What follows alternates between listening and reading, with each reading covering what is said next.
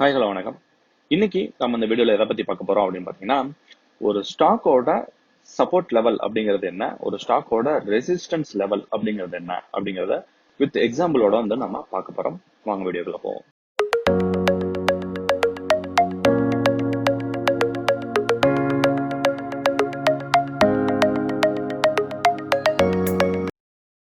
ஒரு ஸ்டாக்கோட support and resistance level அப்படிங்கிறத நான் சிம்பிளா வந்து உங்களுக்கு சொல்றேன். கண்டிப்பா உங்களுக்கு புரியும். இப்போ கன்சிடர் பண்ணுங்க, என் கையில வந்து ஒரு சின்ன ரப்பர் பவுன்சிங் பால் வந்து இருக்கு. ஓகே, இப்போ நான் அந்த பாலை என்ன பண்றேன் அப்படின்னா டுவர்ட்ஸ் ஃப்ளோரை நோக்கி நான் வந்து கீழே ரிலீஸ் பண்றேன் பாலை. அப்போ பால் என்ன ஆகுது, நேரா கீழே போய் ஃப்ளோர்ல டச் ஆகி திரும்ப வந்து பவுன்ஸ் பேக் ஆகுது. ஓகேவா?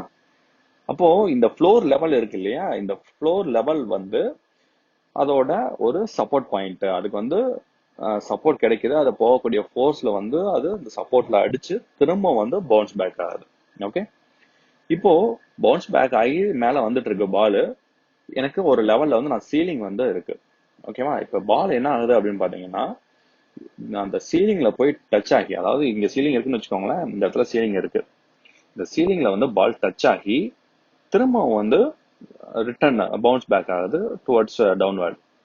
இந்த சீலிங் லெவல் இருக்கு இல்லையா, இந்த சீலிங் லெவல் தான் வந்து அதோட ரெசிஸ்டன்ஸ் லெவல். ஏன்னா அதை தாண்டி அதனால போக முடியாது. ஸோ அந்த ரெசிஸ்டன்ஸ் லெவல் அதை டச் ஆகி திரும்ப வந்து பவுன்ஸ் பேக் ஆகுது. இதே மாதிரி தான் ஸ்டாக்கோட பிரைஸ் வந்து பாத்தீங்க அப்படின்னா, எந்த லெவலை தாண்டி அதனால வந்து போக முடியலையோ அது வந்து அந்த ஸ்டாக்கோட ரெசிஸ்டன்ஸ் லெவலு. எந்த பிரைஸ் வந்து அதுக்கு சப்போர்ட் பண்ணுதோ, அதாவது எந்த பிரைஸ் அடிச்சதுக்கு அப்புறம் திரும்ப வந்து ஸ்டாக்கை மேல் நோக்கி போகுதோ அது வந்து அதோட சப்போர்ட் லெவல். புரிஞ்சிருக்கும்னு நினைக்கிறேன். உங்களுக்கு இப்போ ஒரு லைவ் எக்ஸாம்பிள் வந்து காட்டுறேன். இப்போ நாம பார்த்துட்டு இருக்கக்கூடிய எக்ஸாம்பிள் வந்து என்ன அப்படின்னு பாத்தீங்கன்னா, ஸ்டேட் பேங்க் ஆஃப் இந்தியாவோட ஸ்டாக், அதாவது இன்னைக்கு நடந்த ட்ரேடுக்கான ஒரு கேண்டில் ஸ்டிக் பேட்டர்ன் தான் வந்து பார்த்துட்டு இருக்கோம். இப்போ இதுல பாத்தீங்க அப்படின்னா, நான் உங்களுக்காக ஒரு சின்ன ஒரு லைன் வந்து டிரா பண்றேன். அப்பதான் வந்து உங்களுக்கு சிம்பிளா வந்து அண்டர்ஸ்டாண்ட் பண்ண முடியும். ஓகே, இப்போ நான் வந்து 2 லைன் டிரா பண்ணியிருக்கேன். இப்போ பாருங்க, கேண்டில் ஸ்டிக் வந்து ஃபர்ஸ்ட் இந்த லைன்ல இருந்து கீழே வந்துட்டு இருக்கு, டுவர்ட்ஸ் வந்து பியரிஷா போயிட்டே இருக்கு. இந்த லைனை தாண்டி அதனால சஸ்டெயின் பண்ண முடியல, திரும்ப வந்து ரிட்டர்ன் பவுன்ஸ் பேக் ஆகுது. அப்போ இந்த பாயிண்ட் இருக்கு இல்லையா, இந்த லைன் இதுதான் வந்துட்டு அதோட சப்போர்ட் லெவல் அப்படிங்கிறது. இந்த இடத்துல அடிச்சு திரும்ப வந்து பிரைஸ் கெயின் ஆகுது, அதனாலதான் வந்து இந்த பொசிஷன், இந்த லைன் வந்துட்டு சப்போர்ட் லெவல் அப்படிங்கிறது. திரும்ப மேல போகுது, மேல போகுது, மேல போயிட்டே இருக்கு. அதுக்கப்புறம் வந்து நம்ம மேல போட்டிருக்கக்கூடிய லைனை தாண்டி அதனால வெளியில போக முடியல, கேண்டில் திரும்ப வந்து ரிட்டர்ன் ஆகுது, ட்ரெண்ட் வந்து ரிவர்ஸ் ஆகுது. அப்போ இந்த இந்த பாயிண்ட் இருக்கு இல்லையா, இந்த பாயிண்ட் தான் வந்து அந்த ஸ்டாக்கோட ஒரு ரெசிஸ்டன்ஸ் லெவல். அதை தாண்டி அதனால வந்து பிரைஸ் வெளியில போக முடியல அப்படிங்கிறது தான் வந்து இது காட்டுது. ஓகே, இப்போ நான் வரைஞ்ச லைன் வந்துட்டு சும்மா உங்களுக்கு சிம்பிளா புரியணும் அப்படிங்கறதுக்காக வரைஞ்சது. நான் இன்னும் அக்யூரேட்டா நான் உங்களுக்கு அடுத்து எப்படி வரையணும் அப்படிங்கறத சொல்றேன்.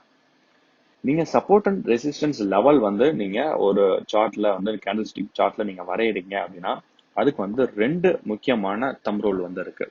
ஃபர்ஸ்ட் தம் ரூல் என்ன அப்படின்னு பாத்தீங்கன்னா, நீங்க வரையக்கூடிய அந்த சப்போர்ட் அண்ட் ரெசிஸ்டன்ஸ் லைன் வந்து மேக்சிமம் கேண்டில்ஸ் வந்து டச் பண்ற மாதிரியா இருக்கணும்.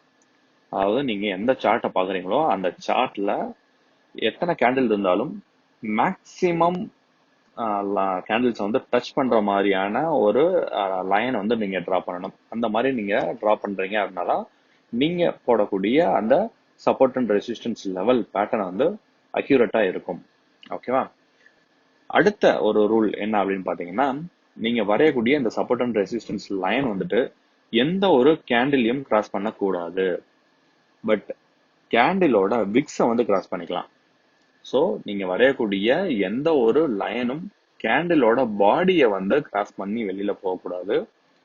பட் விக்கை வந்து கிராஸ் பண்ணிக்கலாம். இப்போ உங்களுக்கு எக்ஸாம்பிளோட காட்டுறேன். இப்போ பாருங்க, இந்த கேண்டில் பாருங்க, இந்த கேண்டில் பார்த்துக்கோங்க.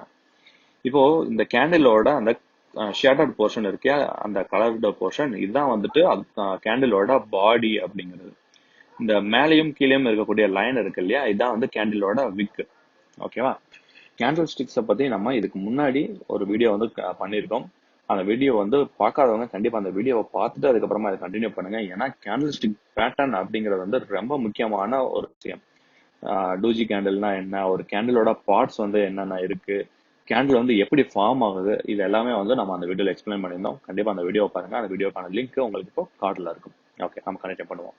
ஓகே, அப்போ நம்ம ஒரு லைன் வந்து டிரா பண்றோம் அப்படின்னா அந்த லைன் வந்து இந்த மாதிரி பாடியை கிராஸ் பண்ணக்கூடாது. நான் உங்களுக்கு ஒரு எக்ஸாம்பிள் காட்டுறேன். நான் இப்போ ஒரு லைன் வரைகிறேன், ஒரு சப்போர்ட்டோ ரெசிஸ்டன்ஸோ ஏதோ ஒரு லைன் வந்து வரைகிறேன். நான் வரையக்கூடிய லைன் வந்துட்டு இந்த மாதிரி பாடியை வந்து கிராஸ் பண்ணி போகக்கூடாது. ஓகே, ஆனா நான் ஒரு லைன் வரைகிறேன் அப்படின்னா இந்த மாதிரி விக்கை வந்து கிராஸ் பண்ணி போகலாம். ஓகே, இப்போ நான் இப்படி வரைகிறேன் அப்படின்னா அது வந்து விக்கை வந்து கிராஸ் பண்ணி போற மாதிரி வரைஞ்சிக்கலாம். இந்த ரெண்டு தம்ரோலையும் மேட்ச் பண்ணி நான் இப்போ இந்த ப்ரெசன்ட் சார்ட்டுக்கு வந்து நான் ஒரு பேட்டர்ன் வந்து ட்ரா பண்றேன். ஃபர்ஸ்ட் சப்போர்ட்டுக்கு வந்து நான் ட்ரா பண்றேன். இப்போ இங்க நான் ட்ரா பண்றேன். ஏன்னா இங்க எனக்கு ஆல்மோஸ்ட் 2 கேண்டில் வந்து டச் ஆகுது. விக்கு வந்து பாத்தீங்க அப்படின்னா கிட்டத்தட்ட சொல்றேன் நான்.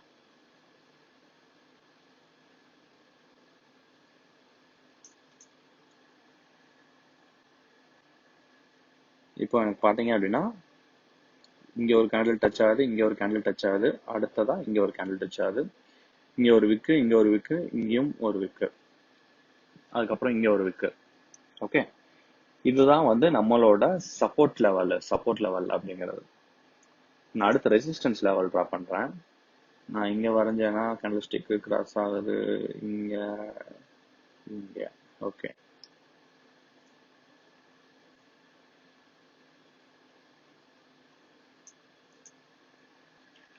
ஓகே, இப்போ பாருங்க, இங்க ஒரு கேண்டில் டச் ஆகுது, இதுவும் ஆல்மோஸ்ட் டச் ஆகுது, சின்ன கேப் தான், ஸோ இதுவும் டச் ஆகுது. விக்கு பாத்தீங்கன்னா இங்க ஆல்ரெடி ஒரு விக்கு கிராஸ் பண்ணியிருக்கோம், அப்புறம் இங்க ஒரு விக்கு கிராஸ் பண்ணியிருக்கோம், இங்க ஒரு விக்கு கிராஸ் பண்ணியிருக்கோம், இதுவும் ஆல்மோஸ்ட் ரொம்ப நியரஸ்டா இருக்கு. ஓகே, இந்த மாதிரி தான் வந்து ஒரு சப்போர்ட் அண்ட் ரெசிஸ்டன்ஸ் லைன் வந்து வரையணும். இப்போ நம்ம மேலே போட்டிருக்கிறது வந்து ரெசிஸ்டன்ஸ் லைனு, கீழே இருக்கக்கூடியது வந்து சப்போர்ட் லைனு. இப்போ இந்த கேண்டில் ஸ்டிக் ஃபார்ம் ஆகுது இல்லையா, இதை பாருங்க.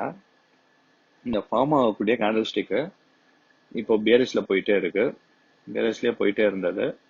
இந்த சப்போர்ட் பாயிண்ட் அடிச்சதுக்கு அப்புறமா திரும்ப வந்து ட்ரெண்ட் ரிவர்ஸ் ஆக ஆரம்பிக்குது, ரிவர்ஸ் ஆகி புல்லிஷ் ட்ரெண்ட் ஆகுது.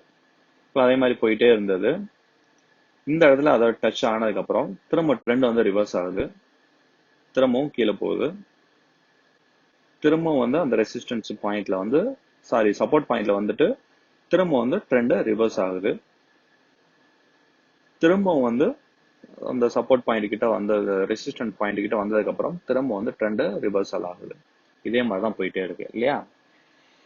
இப்போ எந்த ஒரு இடத்துல உங்களோட சப்போர்ட் இல்ல ரெசிஸ்டன்ஸ் லெவலை தாண்டி கிராஸ் பண்ணி ஒரு candle stick full candle stick எப்போ ஃபார்ம் ஆகுதோ அப்போ வந்து உங்களோட இந்த ரெசிஸ்டன்ஸ் லெவல் வந்து பிரேக் அவுட் ஆகுது அப்படிங்கிறது அர்த்தம். ஓகே, இப்போ பாருங்க, இப்போ நான் ஃபர்தரா இந்த லைனை கண்டினியூ பண்றேன். ஓகே, உங்களுக்கு அப்பதான் அண்டர்ஸ்டாண்ட் பண்றது ரொம்ப சிம்பிளா இருக்கும். இதை நான் இன்னும் ஃபர்தரா அப்படியே கண்டினியூ பண்ணி விட்டுருக்கேன். இதெல்லாம் வந்து ஃபியூச்சர்ல வந்த கேண்டில்ஸ்னு கன்சிடர் பண்ணிக்கோங்க. அதே மாதிரி சப்போர்ட் லெவலையும் எக்ஸ்டெண்ட் பண்ணி விடுறேன்.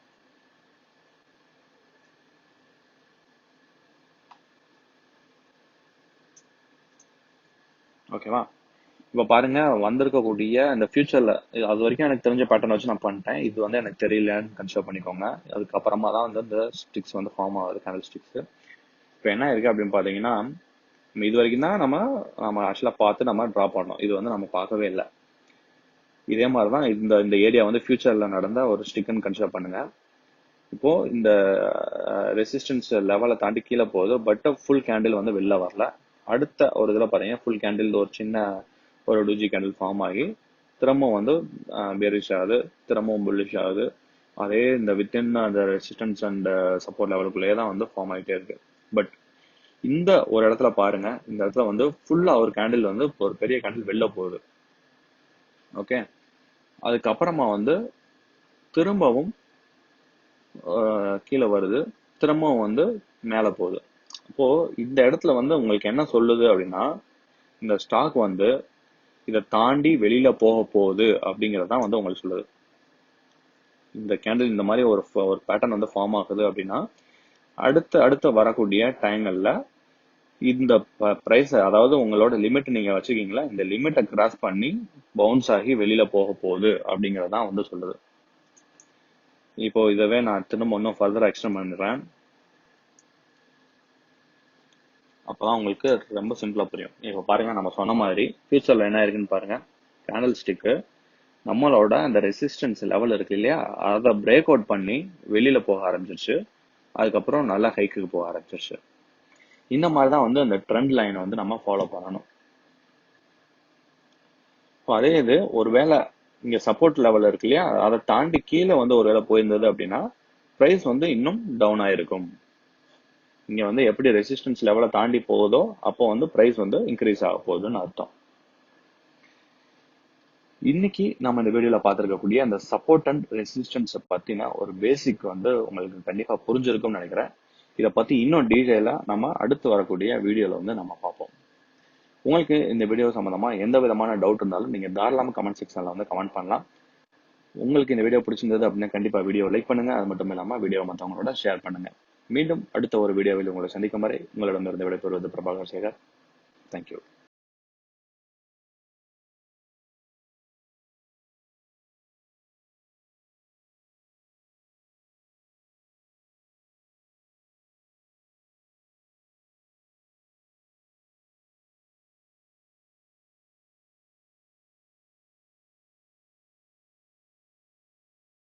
நீங்கள் இந்த சேனலுக்கு புது வியூவராக இருந்தால் மறக்காமல் சேனலை சப்ஸ்கிரைப் பண்ணுங்கள். அதோடு சேர்த்து பக்கத்தில் இருக்க பெல் ஐக்கானையும் கிளிக் பண்ணுங்கள்.